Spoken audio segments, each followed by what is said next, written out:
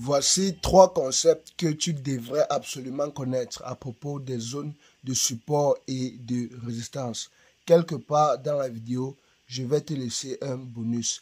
Et ce bonus est tellement important que regarder la vidéo sans ce bonus n'aura pas de sens. Alors, on y va. Directement là sur mon graphique, vous pouvez voir une zone de support et de résistance que j'ai dessiné moi-même, bien évidemment. Alors, le premier concept que vous devez comprendre, c'est que quand le support est brisé, il devient une résistance.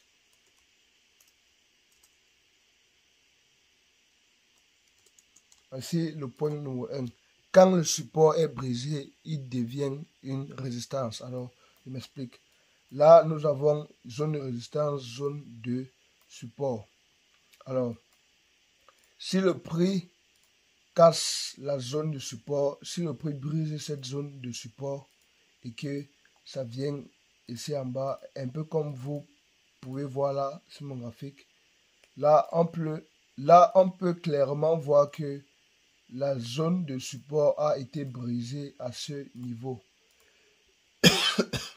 Alors, s'il faut maintenant examiner ce graphique,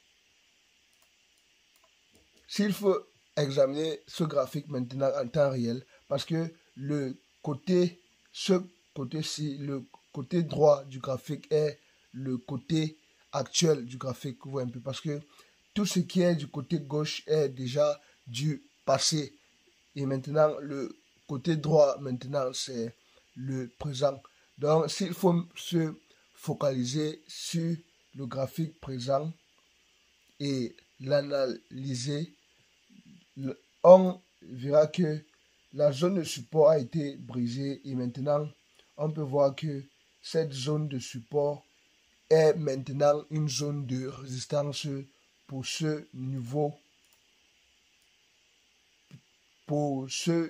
prix qui est en train de se former ici. Donc, on peut clairement voir que cette zone de support est une zone de résistance pour ce nouveau graphique. Donc, en autre terme, ça s'est transformé en une zone de résistance pour ce nouveau graphique. Donc là, maintenant, on va maintenant l'appeler une zone de résistance et non plus une zone de support. Donc là, son nom va changer en zone de résistance pour ce nouveau graphique. Je tiens à préciser. Et maintenant, le deuxième concept est que c'est toujours dans le même principe. Quand la résistance est brisée,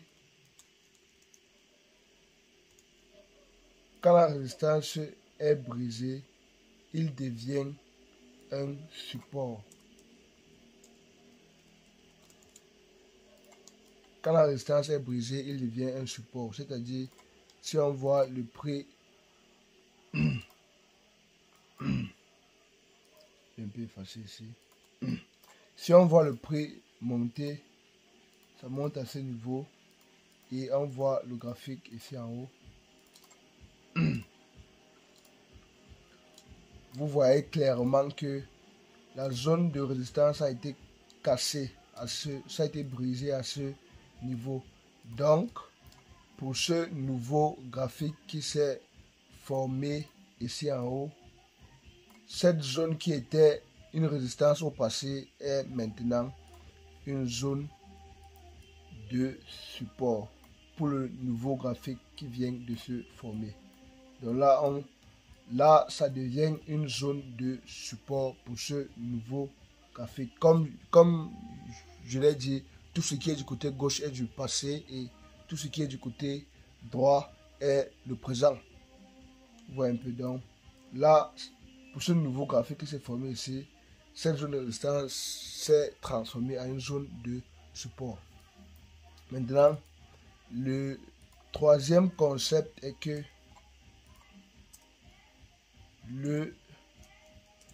le support et la résistance sont des zones. Tant pour moi, sont des zones. Ouais, un peu donc. Ce sont des zones, ce ne sont pas des préfixes. Parce que j'ai tendance à voir des traders débutants, quand ils dessinent les zones de support et les zones de résistance, ils tracent juste une ligne comme ça et il se dit que cette ligne-ci, je vais un peu changer de couleur pour que ce soit facile à détecter. Il se dit peut-être que cette ligne-ci, il se dit que bon, cette ligne-ci, c'est la zone de résistance et que si le prix casse, et bien ils se disent que cette ligne c'est la zone de résistance, alors que ce n'est pas ça, c'est une mauvaise manière de voir les choses. Excusez-moi. Les zones de support et de résistance, c'est pour ça que j'utilise toujours un triangle, parce que c'est une zone. Vous voyez un peu, c'est une zone. Et pour la dessiner, il faut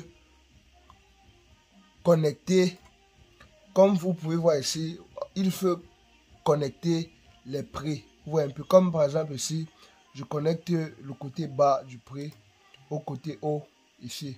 Vous voyez, donc voici le prix du prix le plus bas. Vous voyez un peu, comme vous pouvez voir, le prix le plus bas ici, je le connecte au prix le plus haut et cela me donne une zone, comme vous pouvez le voir. Donc, support et ça, ce sont toujours des zones, ce n'est jamais un préfixe. Maintenant, pour votre bonus que je vous ai promis,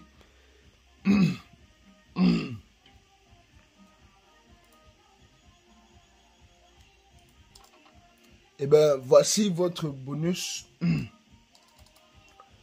Je vais entrer dans un graphique pour vous expliquer ce bonus là. C'est très important.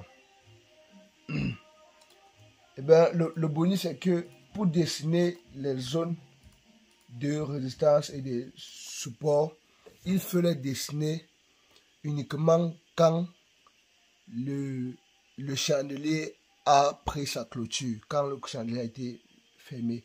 Comme par exemple ici, disons que ici là, je veux dessiner une zone de support. Là, on peut clairement voir que les chandeliers ici ont déjà fermé, que les chandeliers ont déjà clôturé. Donc, on peut venir là et dessiner notre zone de support.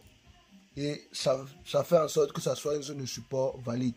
Mais on ne peut pas venir là et la dessiner quand la zone n'est pas encore, quand le chandelier n'est pas encore fermé. Donc c'est pour ça que c'est toujours important d'attendre que le chandelier clôture. Je vous prends un exemple au prix, ici là, au pluriel.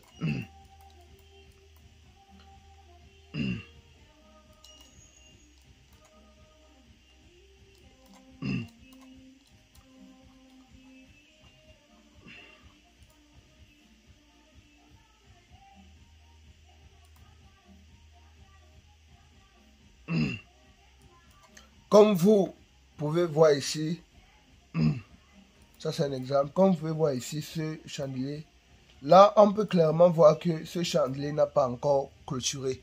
Vous voyez un peu, ce chandelier n'a pas encore clôturé et il est toujours actif. Donc on ne peut pas venir là et dessiner et prendre ce chandelier comme zone de résistance parce que ce chandelier n'est pas encore actif. Vous voyez un peu, ce chandelier n'est pas encore clôturé. Et aussi, j'ai encore même un autre bonus pour vous, un cinquième bonus. Et ce bonus est que quand on dessine les zones de support résistance, on inclut toujours les sommets de chandelier, ce qu'on appelle les réjections. On inclut toujours ça. Donc, ces trucs que vous voyez là, ça fait partie de la zone de support et de résistance. On n'inclut pas juste le corps du chandelier, on inclut aussi ces réjections que vous pouvez voir ici. On inclut toujours ça, donc ça fait aussi partie de la zone de support et de résistance. Alors, merci d'avoir vu cette vidéo jusqu'à ce niveau et à la prochaine. Ciao.